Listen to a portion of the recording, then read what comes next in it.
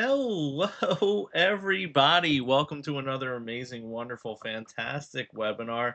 So, listen, if you are here with me live, please go ahead and hit that like button, hit subscribe. It really does help us out. Let me get my glasses. Hold on. Hold on. I am blind without my glasses. There we go. There we go. Now I could see. Now I could see all you. I could see all the comments coming in from our live, our Facebook groups, our chats. And remember, if you haven't already, head on over to passbuddy.com. That's where we have all of our practice exams, quizzes, things to help you pass your real estate exam.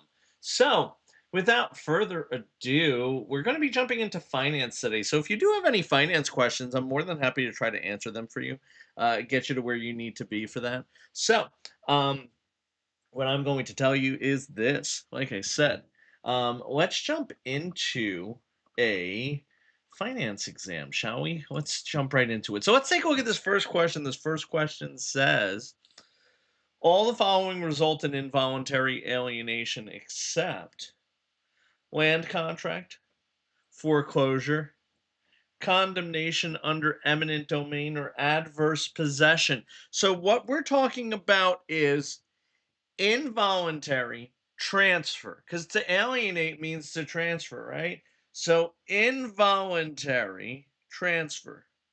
So, what would be an example of an involuntary transfer? What do you think? What do you say? What do you say? Hey, hey, hey. So, an involuntary alienation except. So we're looking for the one with except. I even missed that.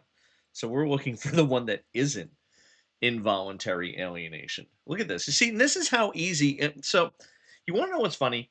Is that me making that little mistake, owning up to it, is a great example of how easily you could do the same thing on the exam. I write the questions and I can tell you right off the bat that if you don't read it carefully, you don't catch these things. You don't read it a couple of times, you're going to miss something that is crucial to that question, to you getting it right. This is exactly the reason why I talk about often. I actually just posted this onto TikTok on my most recent post.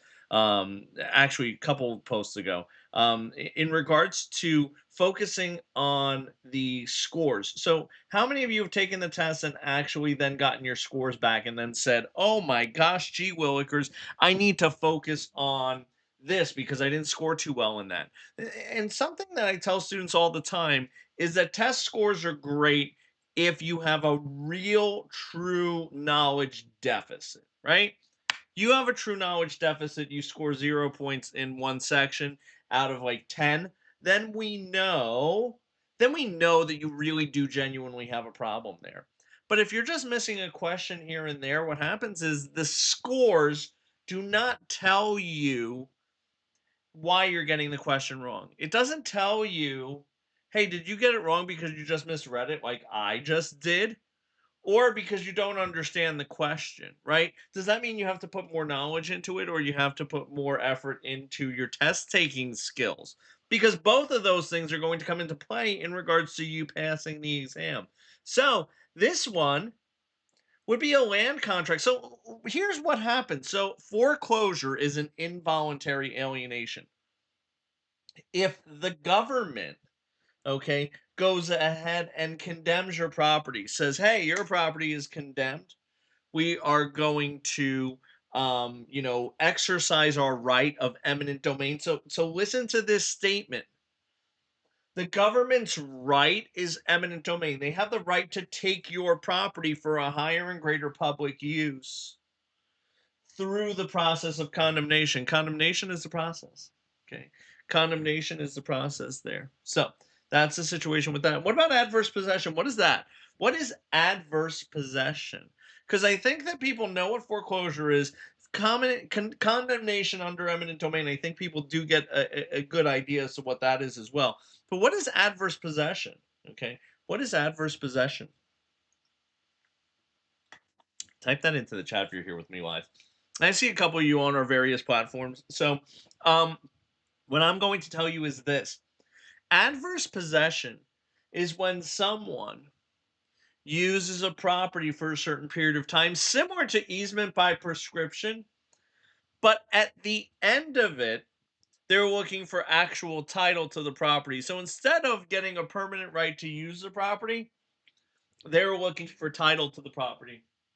So they're like, hey, I want to get title, I want to get ownership. So that is again another way of involuntarily alienating the property. Now, a land contract is a form of seller financing. Okay.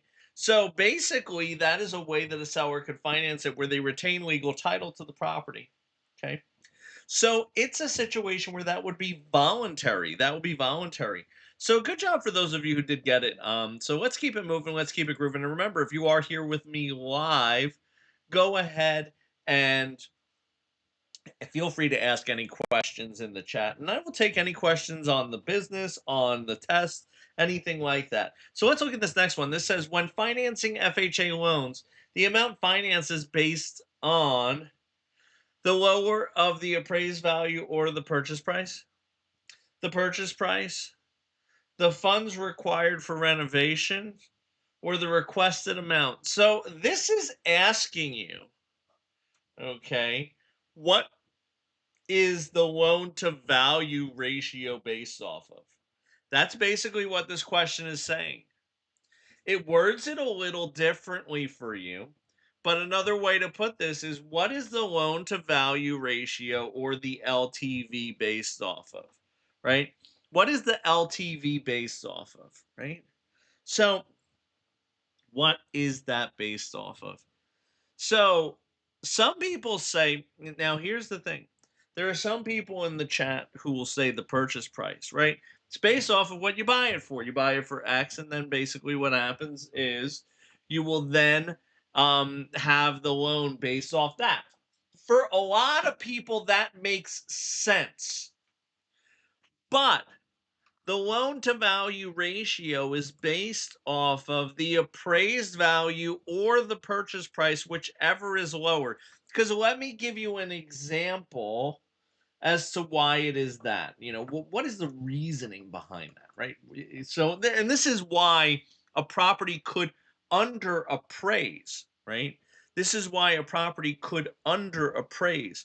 So, it's a situation where what happens is this. Let's say I were to buy my buddy's home and we say, you know what, let's take out a loan and then we'll default on it. And, let's split the money on that loan. Like, let's inflate the price of your property that you have. So I know that your property is only worth 400,000, but let me make an offer on it for $1 million, right? And I'll get an 80% loan because that's what I'm approved for. And then we could split that money. You could get this much, I could get this much, and then we'll just default on that loan and no one will know. No one will be the wiser, right? So what happens is they want to make sure that that asset, which is the home, right? They want to make sure that that is of because what you're doing is this. When you mortgage a property, and listen to me on this. When you mortgage a property, you're saying to the bank, if I don't pay you back, you can come and take my home. That's actually what the mortgage is. The mortgage is a document that says you can come and take my home if, okay, you can come and take my home if you what was I going to say? You can come and take my home if I don't pay you back. There we go. Thank you, brain. See, my brain is even on the fritz on a Monday. So what happens is the mortgage, right, basically collateralizes the real estate, right? It makes that an asset for the bank, right? So the bank has this home now as an asset. So what happens is the bank needs to make sure that what you're purchasing it for, what you agreed to, all those things are going to be enough, that this property is enough to cover the value that they're putting on this. So that's why a scenario like me and my buddy colluding with one another to inflate a purchase price to make the bank lend more money than it's actually worth, that scenario can never happen because the bank values the property based on the sale price or the appraised price, whichever one is lower. Whichever one is lower. So Let's keep it moving. Let's keep it grooving, shall we? Okay. For whose benefit does a trustee hold title to a property? Is it the buyer, the borrower, the beneficiary, or the trustor? So this is in a trust deed situation, right? Or a deed of trust. So what happens in a deed of trust is it's a three-party system. So instead of a mortgage being given to the bank, so there being a mortgagor, which is the borrower, right? Because they're giving the mortgage because we've established that the mortgage is that document that says you can come and take my property if I don't pay you back, right? So what happens is this, it's a situation where in a deed of trust or a trust deed, what happens is the trustee holds legal title to the property. The trustee holds legal title to the benefit of the lender or the beneficiary, right? Because they basically hold it in lieu of there being a mortgage. Basically, the beneficiary is going to say, hey, trustee, you need to hold this. And if the trustor, the borrower, actually doesn't pay me back, you can go ahead and foreclose on that property. You can go ahead and take the money that you could go and take the title to the property and actually just foreclose on it because they're holding the legal title to the property. That's how that would work in that scenario. So basically, and also too, trust deeds, you need to know what it is for all states, right? You need to know what it is, and there are certain states and certain locations that you will actually go ahead and use that. That will be something that's going to be commonly used. Then there's going to be states where it is not going to be commonly used. It is not going to be what the norm is. It's going to be mortgages. So just keep that in mind in the back of your head because those are, words and keywords that you're going to have to be able to identify because trust deed and deed of trust, however you want to explain it, it's a situation where it might not be used in your state, but they could use it in an answer set. Also, it's key to being able to decipher what the question's asking you. Because when I see that question and I see trustee and I see beneficiary, as someone who works in a state that mortgages are the norm, I still know what a trust deed is, not only to just teach you, but just to be able to know what that verbiage is so that, like I said, once I saw those things, I knew exactly what they were talking about without them saying we're talking about a trust deed or a deed of trust, right? So this one says the disadvantage to a partially amortized loan is only used in residential financing, higher interest rates, higher payments, the balloon payment. So what is a disadvantage? Does it mean that it's only used in residential financing? Is it so like you couldn't use it for commercial, industrial, things like that? Do they have higher interest rates? Do they have higher payments? Or is it something called the balloon payment? What is a partially amortized loan too? What does it mean when we say that it's partially amortized? So I'll help you with the partially amortized portion, okay? As well as help you out with what the disadvantage is. So the disadvantage is going to be balloon payment. So partially amortized, right? Let's talk about partially amortized for a hot minute, okay? Partially amortized means that it's a situation where at the end of the term, there's going to be a lump sum, a large payment that is due. So that might be the remaining balance on the loan. That might be an agreed upon amount. There are many variables in regards to what that might be, right? The answer is this to answer the question of what that might be. The answer is it depends, right? It depends on the program you go into. So I'll give you a little language lesson here, right? Amortize, morte, is actually to kill, right? So morte is a Latin root word for death or to kill. And amortize, when we're talking about amortization on a loan, it's talking about killing off the loan. It's talking about paying that down, right? So when we're saying that it's partially killed off or partially paid off, then what we're basically saying is that it's partially it's a situation where it is partially paid off. It is partially killed off. So conversely, a fully amortized loan, okay? A fully amortized loan is going to be one in which it is fully paid off. It is fully paid off at the end of the term. So someone wants to see the explanation at the bottom. It's small print on the YouTube channel or on your phone. That's why I don't necessarily go down to the bottom at that explanation, because I'm giving you the wonderful explanation. But what I will tell you is this, okay? If you haven't already, sign up for Pass Buddy.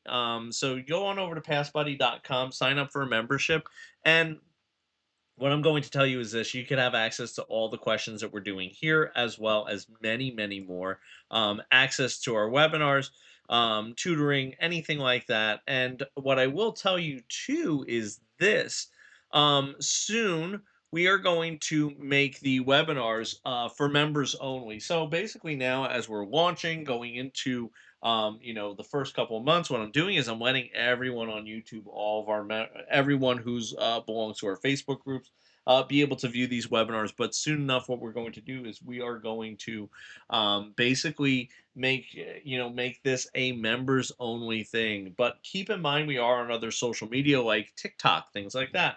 So there is going to be plenty of ways that you can get a lot of information for us to help you pass your real estate exam. But what I will tell you is this: it's a situation where if you haven't signed up for passbuddy.com already, go ahead and do so, because that's something that will help you out and will help you in the future. Because again, we are going to shut the spigot off on this at some point where we won't be doing the lives on YouTube as much anymore. It's not saying that we won't do them ever again, but they will be a member benefit. So we're giving you a preview of what that's going to look like. So that being said, this one says, what is the fastest and least expensive way for a lender to receive property back when payments are delinquent?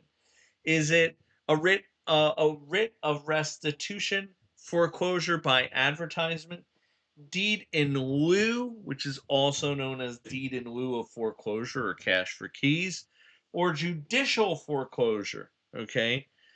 So what say you? What say you in this one? Okay. So I will tell you this. This is something that actually last week we were talking about a little bit. This is called deed in lieu. So, deed in lieu is going to be a situation where that's also known as cash for keys. Um, where what they do is this: instead of foreclosing on the property for you, okay, instead of foreclosing on the property for you, what they do is they're going to let you give the deed to the property, okay? They're going to let you give the deed to the property, and then basically they'll give you some sort of money. Now, here's the thing too that we have over on Pass Buddy. We let you jump to any question that you want. So like we're going to jump to one that we haven't done yet, as far as some questions that we've seen on the webinars. So, and that's a beautiful thing. You could jump to different questions. You could have a notepad with you and kind of write down the ones that you were stuck on. You could bookmark it, and you could also add it to your tutor list where you say, hey, you know what? I want to be able to go over this when I get a tutoring session. So there's no downtime. There's no situation where you're ever going to be like, hey, I'm paying for an hour of time and half of it is spent with me trying to scramble for things that I wasn't truly prepared for, or I didn't have written down, or I forgot. So I could just go right in and I could say, hey, you mark these 10 questions as issues that you might have. Boom. And we're able to go ahead and just go right through those and not waste any of your time so that we could get right to helping you understand these questions. So, which of the following is applicable to an adjustable rate mortgage? Is it the interest rates and payments fluctuate based on a pre-stated reference rate or index? Interest rates start higher than market average but is scheduled to drop at certain intervals. Payments can be adjusted according to the borrower's budget, okay? Or the interest rates can fluctuate and have no limits going up or down, okay? So what say you? Do you think it's on a pre-stated balance? Do you think it's that they go up or down? So this one is going to be, I will tell you this, it's actually not letting me. Look at this. So what we're going to do is this. It's this is what I'm going to tell you is they actually fluctuate based on a pre-stated index. But that's something that I do want to point out to my team that what happens is it actually goes right to.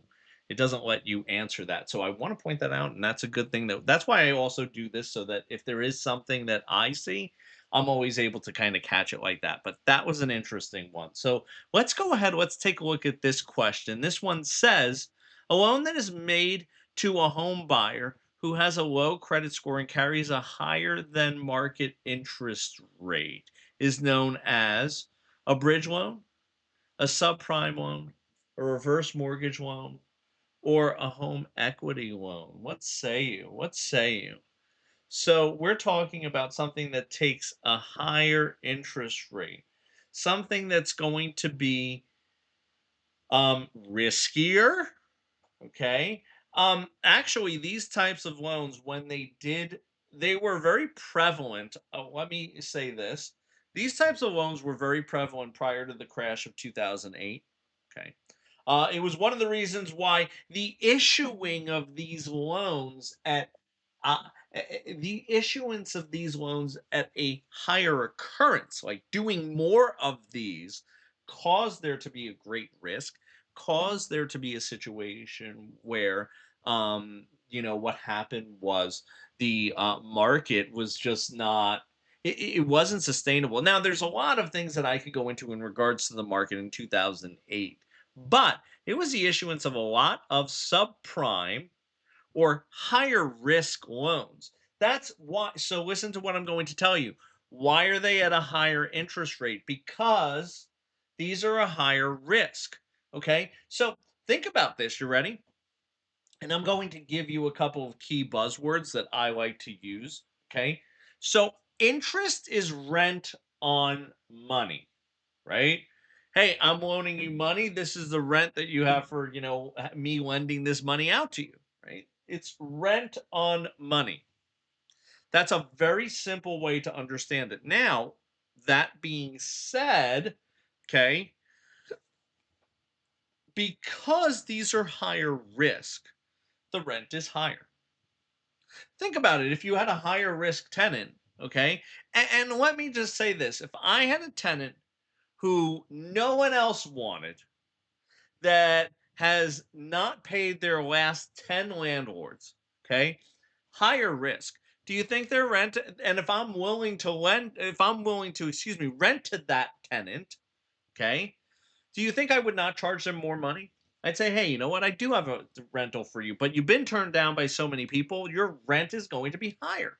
Same thing with subprime or higher risk loans, right?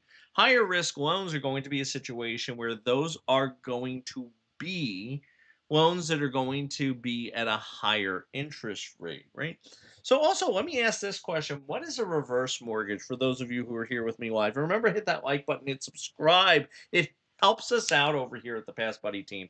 I cannot stress that enough. It really does help us out. I don't ask for much, but I do ask you for that because as we're putting in the time to really build all this stuff out, I want to make sure that it's a situation where you do have you are doing a couple of those things that do help us out because um you know um what was I going to say, because it helps us out to build more stuff. So that being said, a reverse mortgage, this is traditionally for folks who are older, okay?